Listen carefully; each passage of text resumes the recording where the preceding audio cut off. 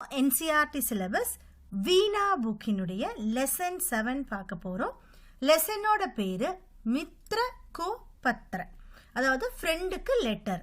நம்ம எல்லாருமே ஃப்ரெண்ட்ஸ்க்கு லெட்டர் எழுதுவோம் இல்லையா? அதே மாதிரி இங்கேயும் ஒரு பையன் என்ன பண்றான்னா அவனோட ஃப்ரெண்டான அபிஷேக்கு லெட்டர் எழுதுறான். அவன் எதை பத்தி எழுதுறான் அப்படின்றத நம்ம லெசன்ல பார்க்க போறோம். லெசன் பார்க்கலாம்.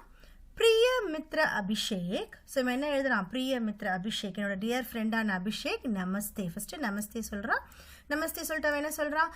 आशा है कि तुम और परिवार में सभी सकुशल होंगे और गर्मी के छुट्टियों का आनंद ले रहे हो. அப்போ இதில் என்ன தெரியுது நம்மளுக்கு? இப்போ வந்து summer vacation time. So summer வெக்கேஷனுக்கு இவன் அவன் ஃப்ரெண்டுக்கு லெட்டர் எழுதுறான் அப்படின்றத நம்ம அண்டர்ஸ்டாண்ட் பண்ணிட்டோம் இல்லையா? ஆஷா ஹே அப்படின்னா ஹோப், எனக்கு நம்பிக்கை இருக்கு, அதான் ஆஷா ஹே. கி தும் அவர் பரிவார், நீயும் உன்னுடைய ஃபேமிலியில் இருக்கிறவங்களும் சபி சகுஷல் ஹோங்கே. சகுஷல் அப்படின்னா ஹெல்த்தியா ஹாப்பியான்னு அர்த்தம்.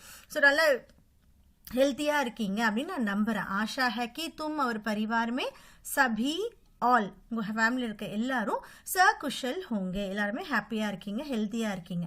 और गर्मी की छुट्टियों சம்மர் வெக்கேஷனுடைய ஆனந்த் லே ரஹே ஹோகே. இப்போ சம்மர் வெக்கேஷன் டைமை நீங்கள் ஹாப்பியாக ஸ்பெண்ட் பண்ணிட்டு இருப்பீங்க அப்படின்னு சொல்லி சொல்கிறாங்க. ஸோ இப்போ அவனை பற்றி எழுதுறான். मैं अपनी छुट्टियां मनाने अपने नाना नानी के घर गुवाहाटी आया हुआ हूँ.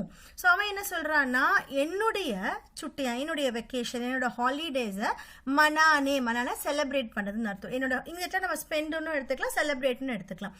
என்னோட ஹாலிடேஸை செலிப்ரேட் பண்ணுறதுக்கு இல்லை என்னோட ஹாலிடேஸை நான் ஸ்பெண்ட் பண்ணுறதுக்காக என்னுடைய நானா நானி, தாத்தா பாட்டியோடைய வீடுன்னு அர்த்தம். இந்த இடத்துல நானா நானின்னும் போது நம்ம இன்னொன்று புரிஞ்சுக்கணும். தாதா தாதி அப்படின்னா அப்பாவுடைய அம்மா அப்பா, நானா நானின்னும் போது அம்மா வழி அம்மா அப்பா.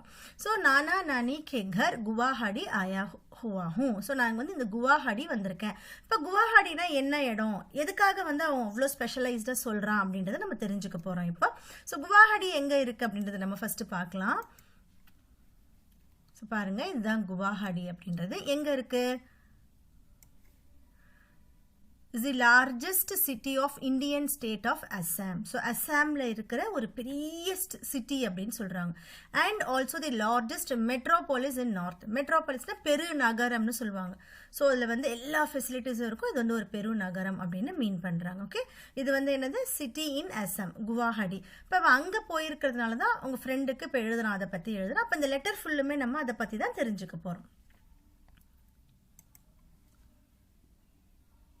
गुवाहाटी भारत के पूर्वोत्तर प्रदेशों का प्रवेश द्वार है.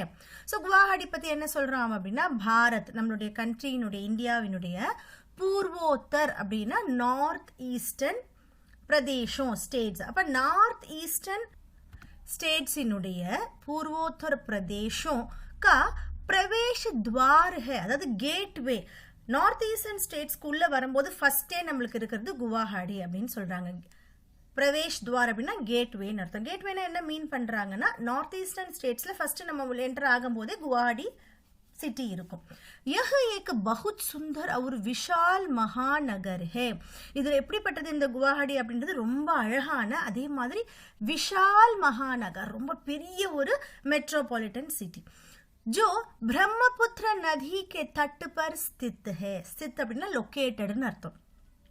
இந்த சிட்டி எங்க இருக்கு அப்படின்னு பார்த்தோம்னா, பிரம்மபுத்திரா நதி இருக்கு இல்லையா, அந்த நதியினுடைய தட் அப்படின்னு சொல்றாங்க, பேங்க்ஸ், அதனுடைய கரையோரத்துல இருக்கிறது தான் இந்த ஒரு பெரிய குவாஹாடி அப்படின்ற ஒரு மெட்ரோபாலிட்டன் சிட்டி. तुम्हें यह जानकर आश्चर्य होगा कि ब्रह्मपुत्रा इतनी विशाल नदी है कि इसमें माजुली नाम का एक बहुत बड़ा द्वीप भी है.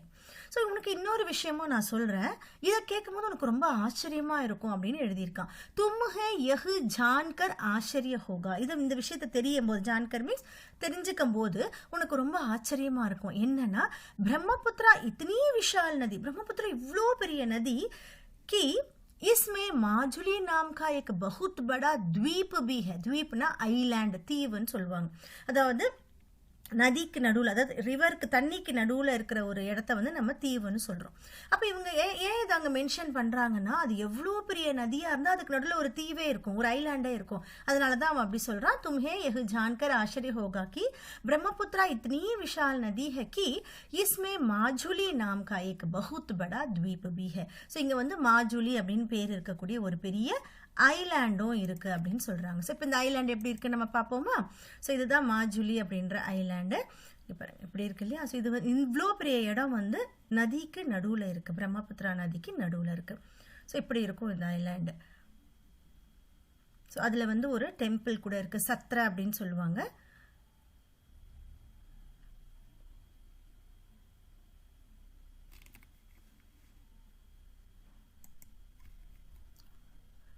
यह नदी में स्थित भारत का सबसे बड़ा द्वीप है. இங்க ஒரு நம்ம இன்ஃபர்மேஷன் தெரிஞ்சுக்கிறோம். என்ன அப்படின்னா, நதியில இருக்கக்கூடிய ஐலாண்டில் ரொம்பவும் நம்ம கண்ட்ரியில் ரொம்ப பெரிய பெரிய ஐலாண்டு எது அப்படின்னா இதுதான். இப்போ இந்த ஐலாண்டை பற்றி தெரிஞ்சுக்கிறோம். மாஜுலி ஐலாண்ட் அப்படின்றது தான் பெரிய ஐலாண்ட், நதிக்கு நடுவில் இருக்கிறது. यह नदी में स्थित भारत का सबसे बड़ा द्वीप है. माजुली में असम के विश्व प्रसिद्ध वैष्णव मठ सत्र में हमने सत्रिय नृत्य देखा. ஸோ இப்போ நான் வந்து உங்களுக்கு காட்டும் போது ஒரு பிக்சர் காட்டல, சத்திரன்னு சொல்கிறாங்க. அது வந்து ஒரு மடம் மாதிரி இருக்கும். நம்ம கோயில்னு சொல்கிறோம், அவங்க மடம்னு சொல்கிறாங்க. இப்போ நம்ம கோயிலில் வந்து சிலை எல்லாம் இருக்கும், அங்கே வந்து மடம் இருக்கும். அங்கே அவங்க என்ன பார்த்தாங்க அப்படின்னா சத்ரிய நிருத்தி, அதாவது கிளாசிக்கல் டான்ஸ் ஆஃப் அஸ்ஸாம் தான் சத்ரிய நிருத்தி. நிருத்தியும்னா டான்ஸ்னு அர்த்தம். இப்போ இவன் என்ன சொல்கிறான் அப்படின்னா, மாஜுலி ஐலாண்டில் அஸ்ஸாம்கே விஸ்வ பிரசித், ஸோ அஸ்ஸாமில் ரொம்ப ஃபேமஸான, விஸ்வ அப்படின்னா வேர்ல்டு பிரசித், ஃபேமஸ், வேர்ல்டு ஃபேமஸாக இருக்கக்கூடிய வைஷ்ணவ மட், வைஷ்ணவர்களுடைய மடம் சத்ரா, அந்த மடத்தை தான் சத்திரன்னு சொல்றாங்க. சத்திரமே ஹம்னே சத்ரிய நிறுத்தி தேக்க, அந்த சத்திரத்தில் நாங்கள் என்ன பார்த்தோம் அப்படின்னா சத்ரிய நிறுத்தி, அதான் அஸ்ஸாம் டான்ஸ், கிளாசிக்கல் டான்ஸ் பார்த்தோம். यह भारत के शास्त्रीय नृत्यों में से एक है. ஸோ இது என்ன அப்படின்னு பார்த்தீங்கன்னா, நம்ம கண்ட்ரியினுடைய கிளாசிக்கல் டான்ஸில் ஒன்று தான் இந்த சத்ரிய நிறுத்தி, அதாவது அஸ்ஸாமினுடைய டான்ஸ். गुवाहाटी नगर के समीप नीलांचल पर्वत पर कामाख्या देवी का मंदिर स्थित है. இப்போ குவாஹாட்டி நகரத்துக்கு பக்கத்துல நீலாஞ்சல் பர்வத் இருக்கு, அங்க வந்து ஒரு மலை இருக்கு, அந்த மலையினோட பேரு நீலாஞ்சல். அதுல காமாக்கியா தேவி கா மந்திர் ஸ்தித், அங்க வந்து ஒரு கோயில் இருக்கு, அந்த கோயில் இருக்க சாமியோட பேர் என்னது, காமாக்கியா மந்திர் ஸ்தித், ஒரு டெம்பிளும் அங்க லொக்கேட் ஆயிருக்கு அப்படின்னு சொல்றாங்க. ஸோ நீலாஞ்சல் மவுண்டெயின் இது. ஸோ மவுண்டெயினுக்கு மேலே ஒரு டெம்பிள் இருக்குது பாருங்கள், காமாக்கியா டெம்பிள் சொன்னாங்க இல்லையா? ஸோ இதுதான். ஸோ இவ்வளோ அழகாக இருக்குல்ல? ஸோ அதனால தான் உங்கள் ஃப்ரெண்டுக்கு அவன் லெட்டர் எழுதிட்டான். ஸோ இங்கே பாருங்கள், गुवाहाटी नगर के समीप नीलांचल पर्वत पर कामाख्या देवी का मंदिर स्थित है. यहाँ पूरे भारत से ஸ்ரத்தாலு தர்ஷன் கர்னி, ஸ்ரத்தாலுனா டிவோட்டிஸ். ஸோ இங்கே என்னன்னு பார்த்தீங்கன்னா, நம்ம கண்ட்ரியினுடைய பக்தர்கள், டிவோட்டிஸ்னா பக்தர்கள், தர்ஷன் கர்னி அதாவது கடவுளை பார்க்கறதுக்காக, கடவுளை தர்ஷனம் கிடைக்கிறதுக்காக ஆத்தே, தர்ஷன் கர்னே के लिए आते हैं. हम लोग पिछले गुरुवार को दर्शन करने गए थे. ஸோ நாங்கள் எல்லாரும் வந்த தேர்ஸ்டே இருக்கு இல்லையா, குருவார்னா தேர்ஸ்டே, பிச்சிலே குருவார் அப்படின்னா பாஸ் ஆன அந்த தேர்ஸ்டே, அதாவது போன வாரம் தேர்ஸ்டே வியாழக்கிழமை, வஹா தர்ஷன் கர்னே கயேத்தி, அந்த சாமியை பார்க்கறதுக்கு, தர்ஷனம் பண்ணுறதுக்கு நாங்களும் போயிருந்தோம். ஹம் உமானந்த் மந்திர் பி கயேத்தி, நாங்கள் வேற ஒரு டெம்பிளுக்கும் போகிறோம், அது வந்து உமானந்த் அப்படின்னு சொல்கிறாங்க. இதுதான் அந்த டெம்பிள், அந்த டெம்பிளுக்கும் போனேன்னு சொல்கிறான்.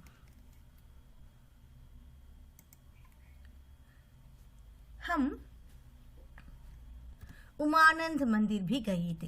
यहाँ पहुँचने के लिए नाव से जाना पड़ता है. ஸோ அந்த டெம்பிளுக்கு போகிறதுக்கு, உமானந்த் டெம்பிள் போகிறதுக்கு நாவ், போட் மூலமாக தான் போக வேண்டியது. அவர் थोड़ा पैदल भी चलना पड़ता है. ஸோ கொஞ்சம் போட்டில் போயிட்டு அதுக்கப்புறம் கொஞ்சம் பைதல் நடக்கவும் செய்யணும், வாக் பண்ணியும் போக வேண்டி இருந்தது.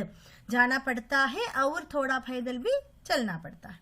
पैदल चलते हुए नानी ने मुझे बताया कि स्वस्थ रहने के लिए खेलना बहुत आवश्यक है. ஸோ பைதல் நாங்கள் நடந்து போயிட்டு இருக்கும்போது நானி பாட்டி என்கிட்ட என்ன சொன்னாங்கன்னா, முஜே பத்தாயா கி ஸ்வஸ்த் ரஹனே கே லியே, அதாவது நம்ம ஹெல்த்தியாக இருக்கிறதுக்கு கேல்னா பகுத் ஆவசியக், விளையாட்டு அப்படின்றது ரொம்ப முக்கியமான ஒன்று அப்படின்னு என்கிட்ட பாட்டி பேசிக்கிட்டே வந்தாங்க. उन्होंने कहा कि स्वस्थ तन में ही स्वस्थ मन रहता है.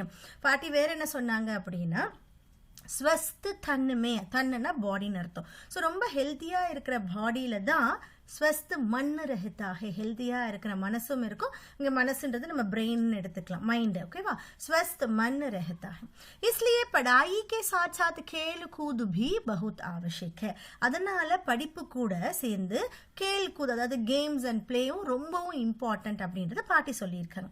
मैंने नानी को तुरंत बताया कि मैं तो अपने मित्रों के साथ बहुत सारे खेल खेलता हूँ.